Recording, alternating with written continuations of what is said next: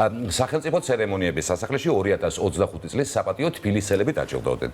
თითოეულ მათგანს თბილისის მერმა კახი კალაძემ გადასცა თბილისის სიმბოლური გასაღები ხო და სიგელებიც. დღევანდელ დღეს ახლა სტუმრად იქნება ჩვენთან თბილისის საპატიო მოქალაქე არქიტექტორი მეცნიერი ბაკურ კიღურაძე. მოგესალმები ბატონო კიღურ. მოგზანდით, გამარჯობა. პირველ რიგში გილოცავთ. გილოცავთ საპატიო თბილისელობას. უღრმესი მადლობა. სტატუს მოგზანდით. პირველი შეკითხვა რა თქმა უნდა იქნება, რას ნიშნავს თქვენთვის ახლა ეს აღიარება და რა ემოციებით შეხვდით ამ ამბავს? ой, საოცრება მინდა გითხრათ და სრულად შეავსო ჩემი ბიოგრაფია. ყველაფერი.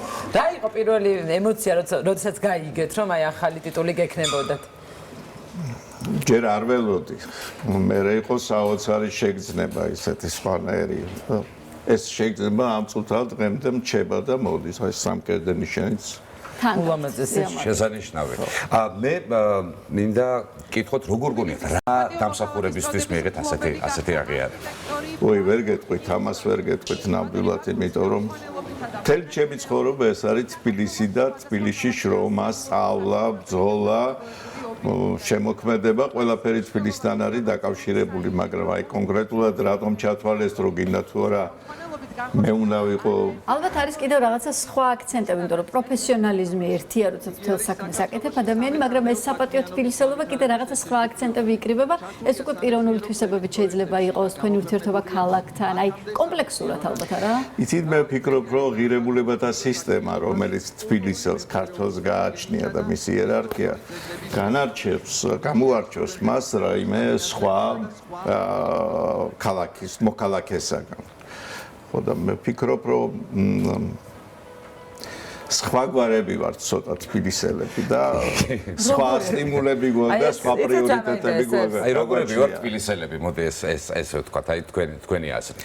გამორჩეული. აი ცით აი გავიხსენებდი ასეთ რამეს, რომ თბილისი იყო სადღაც აი ძველი თბილისური ეზოები, სადაც მათ შორის მეც გავიზარდე. ეგრეთ წოდებულ იტალიურ ეზოებს რო ვეთქვი. ეგრეთ წოდებულ იტალიურ ეზოებს, ხო?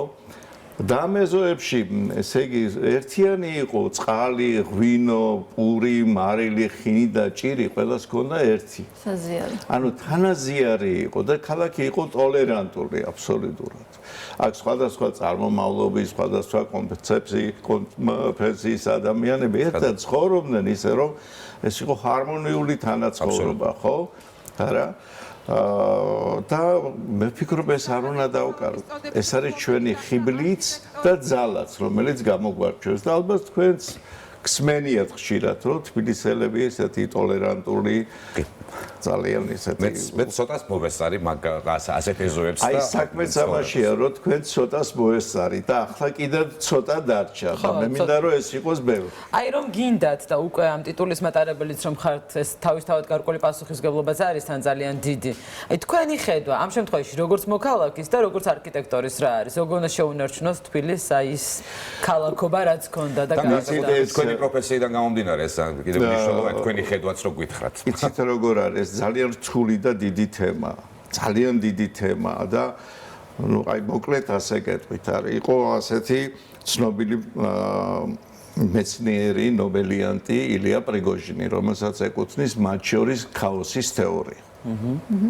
და როგორ უნდა მართო ქაოსით საზოგადოება. თავსმოხვეული ქაოსი, რომელიც ჩვენ 30 უკანასკნელი 30 წლის განმავლობაში გვაქვს, საზოგადოებაში უფსკრულს ბადებს და რაც უფრო ღრმა არის უფსკრული, მით უფრო მარტივად სამართავნი ვართ.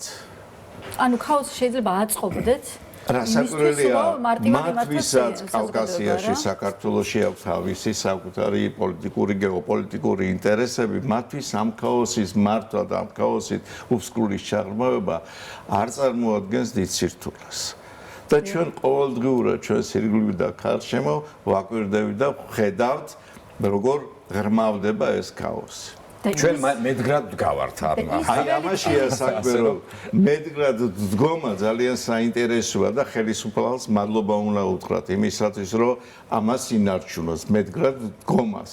მაგრამ ამასთან ერთად გვჭირდება აი ამ უფსკრულის გამცლიანების ფორმულა და პროგრამა და ძალა და ენერგია, რომელიც ისევ ხელისუფალმა უნდა გვიკარნახოს და იმედია ეს ასეც მოხდება. რის მიმართაც ნოსტალგია გვაქვს ყველას და ძველ თბილისს ვამბობს, იქ ნაკლები იყო და იქ იყო მეტი ვთქვათ სიმშვიდე და მეტი აქცენტი ადამიანურ ღირებულებაზე. უდარდელი და ლაღი ყოფა იყო არა თითქოს. ვერ გეტყვით რომ ეს იყო უდარდელი, ნამდვილად ეს ასე არ არის, მაგრამ ეს იყო თანადგომიცავს. ეს იყო სითბოთისავს.